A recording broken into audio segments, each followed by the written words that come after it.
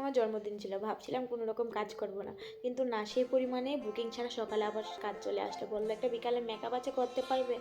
আমি বললাম হ্যাঁ করে দিই, কারণ কাজকে তো আর না করা যায় না, কারণ এই কাজটাকে আমি অনেকটাই পছন্দ করি, অনেকটাই ভালোবাসি। তো যেমন কাজ আসলো আমি বেরিয়ে পড়লাম কাজ করার জন্য। বেরিয়ে দেখে আমার জুতোটা ছিঁড়ে গেল, জুতোটা পরতে গিয়ে। তো ভাবলাম ভাগ্যিস যে রাস্তার মধ্যে ছিঁড়ে নিই, বাড়ি থাকতে থাকতে ছিঁড়ে গেলো।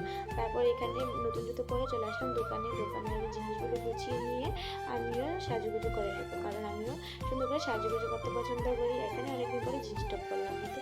তারপরে বরেরকে দিয়ে একটা জিনিস আনিয়েছিলাম, কাজের জিনিস। তো ও রাস্তা থেকে হয়েছিল বলে আমি একটু ওয়েট করছিলাম, তো জিনিসটা নিয়ে তারপর আমি বেরিয়ে পড়লাম ওনাকে টাটা দিয়ে, কারণ ওকে অনেকটা কষ্ট লাগে ছেড়ে যেতে। তো তারপর দেখো আমার জুতোটার সাথে কিন্তু আমার টপটা আজকে ম্যাচ খেয়ে গেলো। তো যেতে যেতে এখানে ফুলের দোকানে আসলাম, কারণ যে মেকআপ করবে ওর জন্য ফুল নিতে, কারণ ও বলেছিল আমার জন্য ফুল নিয়ে আসবে। আমি বললাম হ্যাঁ ঠিক আছে, আমি ফুলের দোকানের সামনে যাবো, আমি তোমার জন্য ফুল নিয়ে আসবো।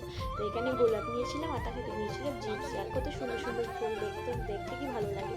তো এখানে এই কয়েকটা ফুল নিয়েছিল, জানো কত? 100 টাকা, কারণ আজকে বিয়ের দিন বলে অনেকটা প্রচুর দাম ছিল ফুলে। তো আমরা লোকেশনটা অনেকটাই কাছাকাছি ছিল, তো সেই লোকেশন অনুসারে আমরা পৌঁছে গেলাম। আর বাড়ি থেকে কাজ করলে অনেকটাই প্রবলেম হয়, কারণ আমরা বাড়িঘর চেনা থাকে না, লোকেশনে গিয়ে পৌঁছতে অনেকটাই প্রবলেম হয়। তো অনেক রকম কষ্ট করে গেলাম।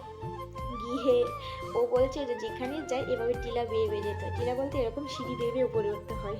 তো এখানে সিঁড়ি বেয়ে আমরা চলে গেলাম ঘরে। যাওয়ার পর গিয়ে দেখি আবার একটা কিউট বেবি, আগের ভিডিওতে ছিল একটা কিউট বেবি, এই ভিডিওতে আছে একটা কিউট বেবি।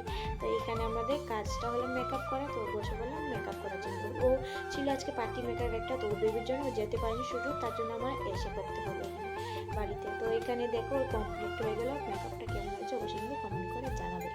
তো এখানে আমাদের আবার সেই পরিমাণে কাজটা শেষ হওয়ার পর পেমেন্ট নিয়ে আমরা চলে যাচ্ছি আবার বাড়ির জন্য।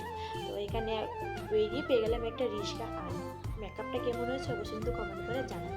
তারপর সোনাকে নিয়ে আমি চলে আসলাম বাড়িতে, কারণ আমার অনেকটা খিদে লেগেছিলো। সোনাকে দিলাম বিস্কিট আর আমার জন্য বানিয়ে নিলাম এখানে চা, কারণ চা তো আমার খেতেই হয়। আর আমার সারাদিনটা তো এরকমভাবেই কেটে গেলো আমার জন্মদিনটা। তো তোমাদের কাছে কেমন লাগছে অবশ্যই কমেন্ট করে জানাবে। ভালো লাগলে লাইক কমেন্ট শেয়ার। টাটা।